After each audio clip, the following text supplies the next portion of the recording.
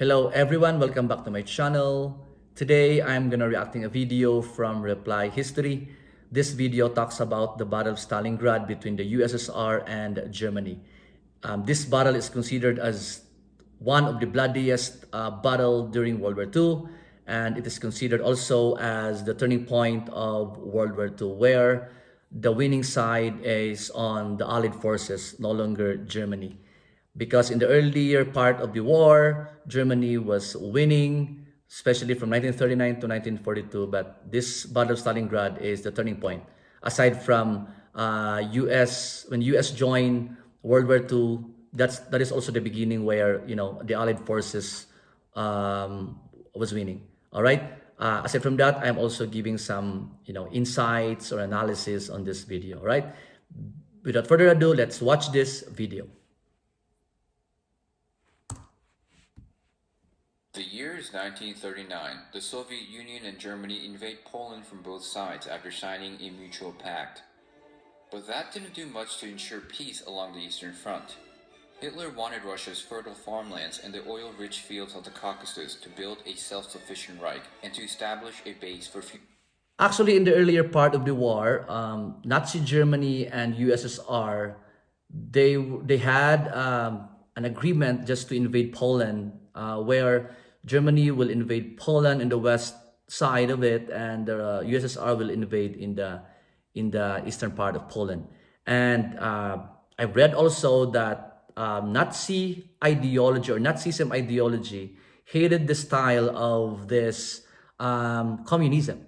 All right, because we all know that Nazism is an ultra-nationalism ideology, where the communism is a left-wing style, where creating some rebellion. So it's these two type of totalitarianism ideology are they are opposing with the principles. All right, that's also one of the reasons why Germany hated USSR. Okay, let's continue.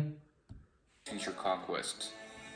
After surprising success on the Western Front, and only 2 years after the signing of the treaty with the Soviet Union, Hitler begins his invasion of the East under the name Operation Barbarossa. Yeah, it's Operation Barbarossa. The initial blitzkrieg saw the capture of vast amounts of Soviet territory for Germany and fueled Hitler's overconfidence as he ordered the Sixth Army, led by Friedrich Paulus, into the city of Stalingrad. Located on the Volga River, it was a strategic, industrial, and communication center. But also taking the city that bore Stalin's name was a matter of...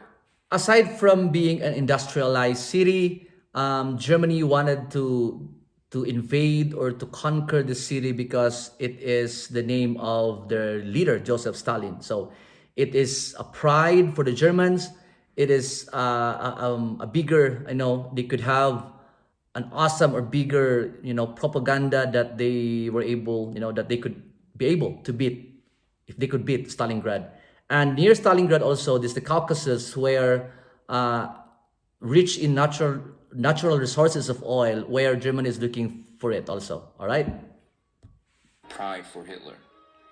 Unknown to him, however, the Soviet forces would mount their greatest stand here. Every Soviet citizen in the city were put to work on the defenses.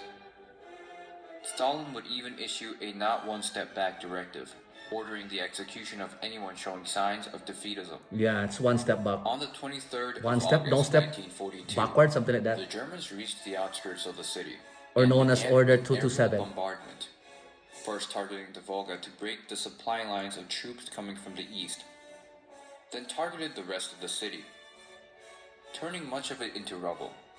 German forces entered the city with their Axis allies and engaged in house-to-house urban warfare. The two sides were so close that they could throw back a grenade before it exploded. Every building and street was fought for.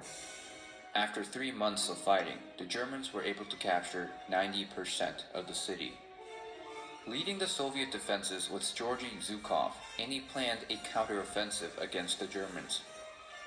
His plan was to attack the weaker Axis troops, protecting the German flank in a pincer movement to cut off the Sixth Army from their supply line. The outnumbered Axis So this is one of the best tactics or method or strategy that the Russians did, because they couldn't fight in front because German was, German style of blitzkrieg, in terms of weaponry.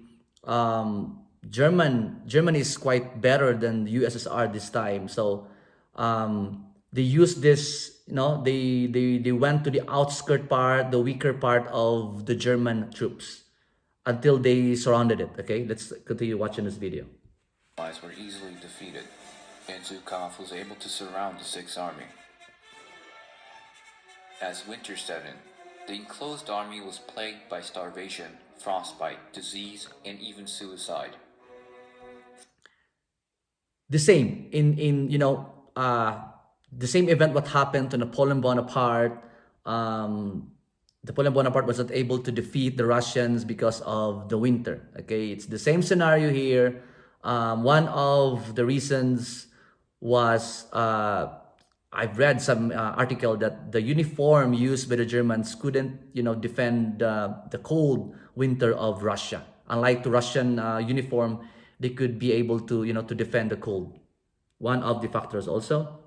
Friedrich Paulus and his officers saw the hopelessness of the situation and requested for permission to surrender, but Hitler wouldn't have any of it. His pride was on the line, and he would have the Sixth Army perish while fighting to the last man rather than surrender. He would even promise reinforcements to relieve the city, but they would never make it to Stalingrad. A few German planes managed to land within the city amidst the scenes of panic and took whoever they could. On one of the last planes to leave the city, a defeated Paulus would send his wedding ring back to his wife, expecting the worst. All right.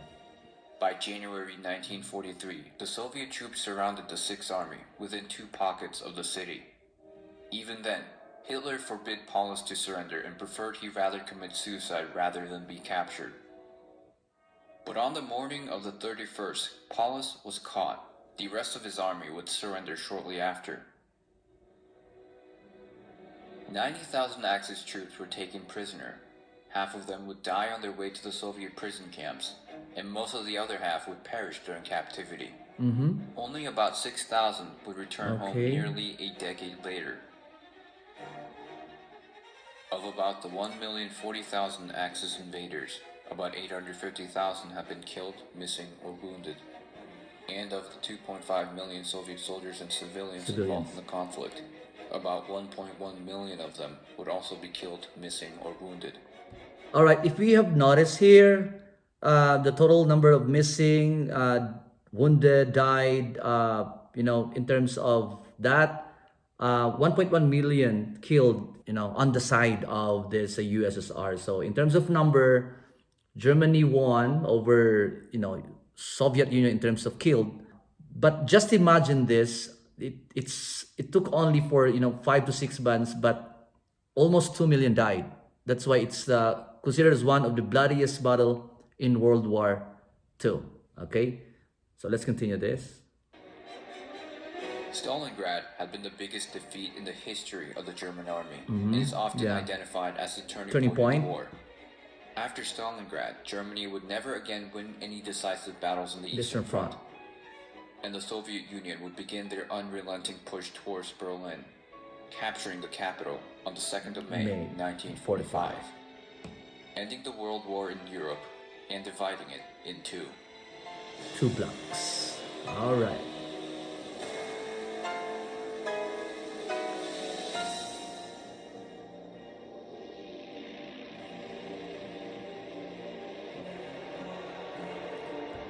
Why, a lot of people died with this.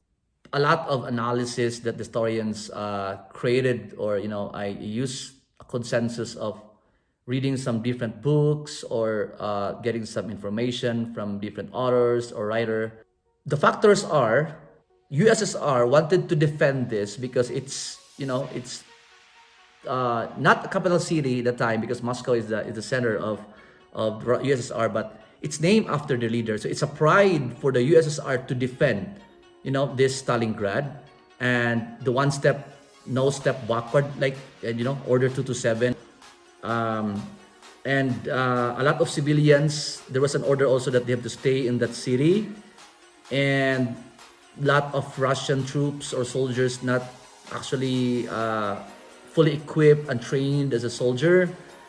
but just a pride, just to maintain the morale. That's why they fought to the death this their city. The winter side, I mean the winter issue of the weather. All right. So I hope you have learned something from my analysis and from the video of Reply History channel. And see you on my next reaction video and content that I'm going to upload.